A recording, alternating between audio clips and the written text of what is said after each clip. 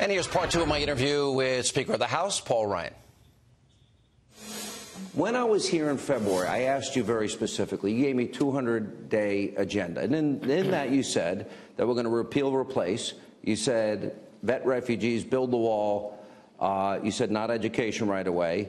And you'd get it done in 200 days. Now, the House, to its credit, has accomplished a lot more than the Senate. I understand that you can claim success. But if Mitch McConnell can't even appoint two-thirds of the president's appointees and 9 months in, and Mitch McConnell, you have passed 270-some-odd bills that he has not taken up. Yeah. So the point is, we're on schedule in the House. We passed the health care bill back in May. We passed the repeal and replace of Dodd-Frank. We did Kate's Law. We did sanctuary cities. We did the military. We did veterans. We did career and technical education reforms. We did school choice for D.C. We did pro-life legislation. We've done all these things. We passed 337 bills in the House as of this week. And you have the different administrations. Yeah, this is more than Obama at the same time, more than Bush, more than Clinton, more than H.W. Bush. So more bills have passed the House this year under Donald Trump at this time than Obama and both Bushes and Clinton. The challenge we have is this chart. 274 of them are still in the Senate.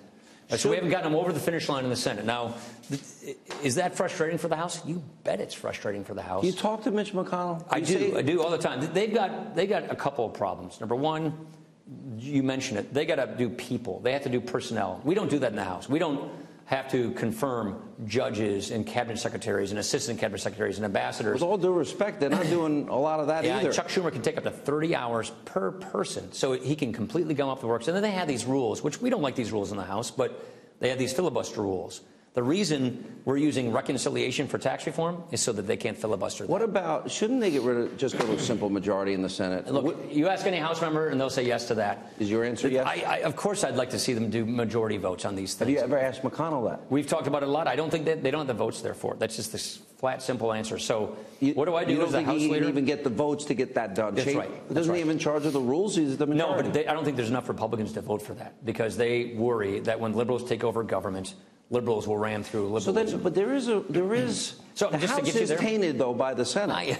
But you know what Congress's approval rating is? By the way, yours is double what the approval rating of this Congress is. Congress is 15%.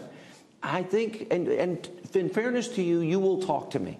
Mitch McConnell won't even take my call, and I think the audience that I hear from every day, and they write me on social media and they email and they're voicing their frustration. Yeah. Congress's approval rating 15%. They want to know that this is going to get done. Yeah. So I actually wasn't looking for this job. I as a person who wasn't looking for leadership jobs, I got to tell you, you don't want it, huh? No. I'm fine.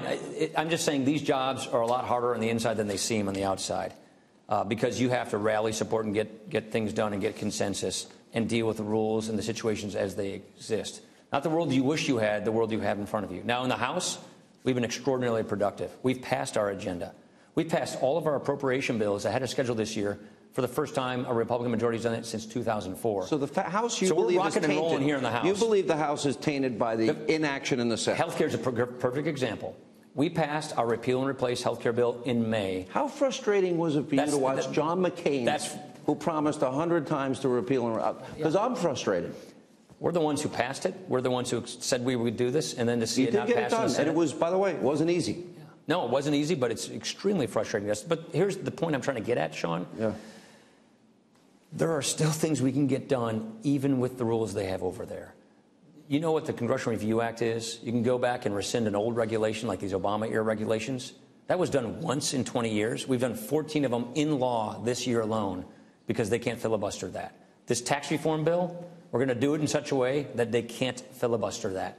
And we can limit the debate on it so we can get it done. So the point is, we're working with the world we have in front of us. Right. And that is to get around this crazy filibuster rule and get these things done.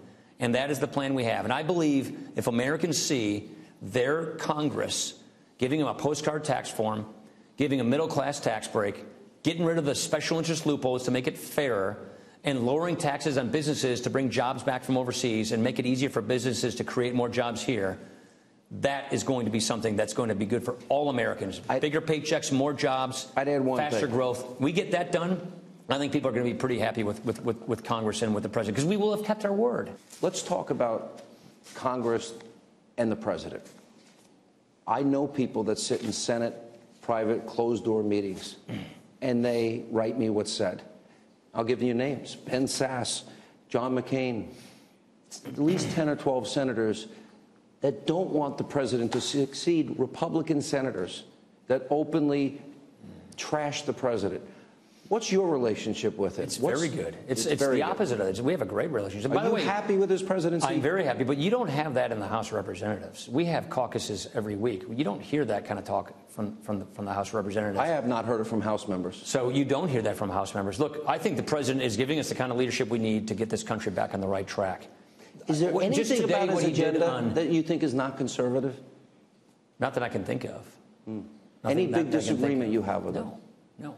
And so really it comes down to the Senate. The Senate is where people need to focus their attention. Look, I love to bash the other guys. I can control what we can control, but we're doing our job here in the House, and we're rooting for our friends in the Senate to get this stuff done. We're really disappointed in health care, but we still got a chance of getting a lot of these big things done. We'll be done by December, my last question. That's my plan.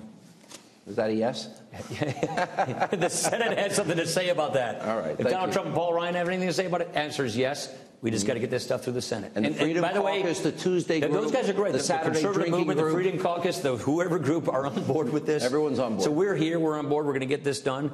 But like I said, we got to get this stuff through the Senate. But the great thing about this particular issue, they can't filibuster it. And that's why I think we're going to get this done. So last question, last question. Wait, last question. Yeah, okay.